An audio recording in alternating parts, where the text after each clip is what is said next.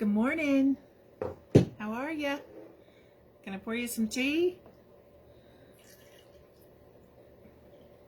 I'm showing up this morning at 11:12, I noticed on my clock. And if you noticed, I wasn't here yesterday because yesterday I had a meeting at 11 o'clock that's really important to me with a group of women that are peers, that are Queen sisters. We have done a lot together for several years, actually, and working with our coach and mentor. And so that meeting's important to me, and I've showed up there instead of showing up here. But today I'm showing up, and I was trying to consider what to share with you. If you remember, 13 years ago, Green Hope Coaching started, and a lot of what I'm sharing are the stories that I need to remind myself of, that are part of how and why I got started as a coach and an author. It turns out being an author never was part of my bucket list either. Neither was coach. That wasn't what I was planning. And yet, over the last 13 years, both of those have been roles that I have taken on that God has really used in some amazing ways. I am, this weekend, also part of a writers' conference that's going on in Sarasota, Florida. And I didn't make the trip to Sarasota, which it turns out a lot of people weren't able to because of the weather themselves. But this conference is called Hope Story Conference. The Hope Story Conference. I couldn't not go to the Hope Story Conference. I have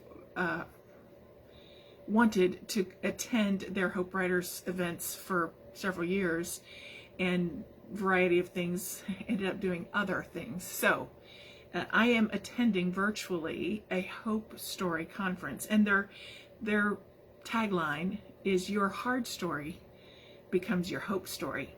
Okay? Your hard story becomes your hope story. And yesterday afternoon, hopefully this doesn't seem like I'm spiderwebbing too much here, but yesterday afternoon, when the Ripples group met that I'm working with, which this particular session of Ripples, we're talking about message. We're talking about how our story, out of our story comes the lessons, the messages, the things that we share with someone else that makes a difference in their life. So we were talking yesterday in the group, and one of the gals asked me about a part of my story that I had never shared with her. Now, this is a woman that's been with me for quite a while, 3 or 4 years. She's read all my books. She's listened to the interviews that I've done. She's commented on things. She's been around. She knows me pretty well. She knows my story, because I share out of my story to help her connect with hers. But there was this little bitty piece that was in the very first publication, very first project I had ever published. And it wasn't I haven't published it on Amazon. It's a PDF that I have been using as part of my work ever since I started coaching in 2011. So this is my very first project, and it's called "What's Your Story Telling You?" And in that, I share my timeline, my life map of some of the stories that are significant to me and that have been part of building me and building my message and building my why this is so important to me. And she saw this little bitty picture on a page that she knew parts of, and I write about parts of it in the book. I write about, like she said, you've told me the first part, I knew that, and you've told me this other part, but there's part of this picture that I don't understand. What does that mean? And I took a deep breath and I thought, you know, this is that time when I share that part of my story, which no, I didn't write about that little piece in that book in 2011. I didn't write about that little piece in Lovely Traces in 2016 when I published Lovely Traces of Hope. I haven't told that story very often because some of our stories are like that. Some of our hard stories are not meant for just everybody. But it's important that we listen to them, and it's important that when the opportunity comes, that we share them with someone else. Honestly, I'm not going to share it here now either. If you want to know, let me know. I don't mind telling you. It's just this isn't the place. But the story, the beginning, this little piece, and then the rest of the story, all of a sudden, my client, my friend, my fellow learning to tell the hope story person said, you know, it's so encouraging, sadly enough, it's so encouraging to know that my coach, my life coach, the pastor's wife, the preacher's kid, could actually feel that little bit of peace, that little bitty piece. It wasn't peace at the time, it was anything but peace at the time. But that little bit that connected with a part of my story that I've been hesitant to share with anyone. I don't want them to know. And it's not that I don't want to share it. It's that it's become, sometimes it's so hard and it's so personal that it's the kind of thing that we hold carefully, because our hard stories have been part of why we do what we do. And our hard stories may be the story that we're telling is you do whatever you have to do to get rid of it. Just walk away, move on, get over it. But most of the time you can't, because the hard stories change us, right? They change us somehow. They change what we believe. I mean, you know, when Leisha died, it was a complete turnaround.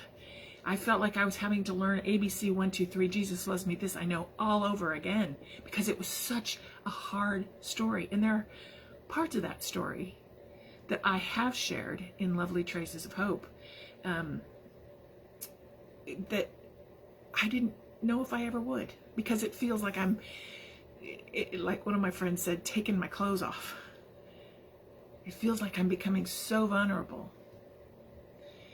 But when we can take time to notice what our story, our hard story, is telling us, and we can take time to notice where God showed up.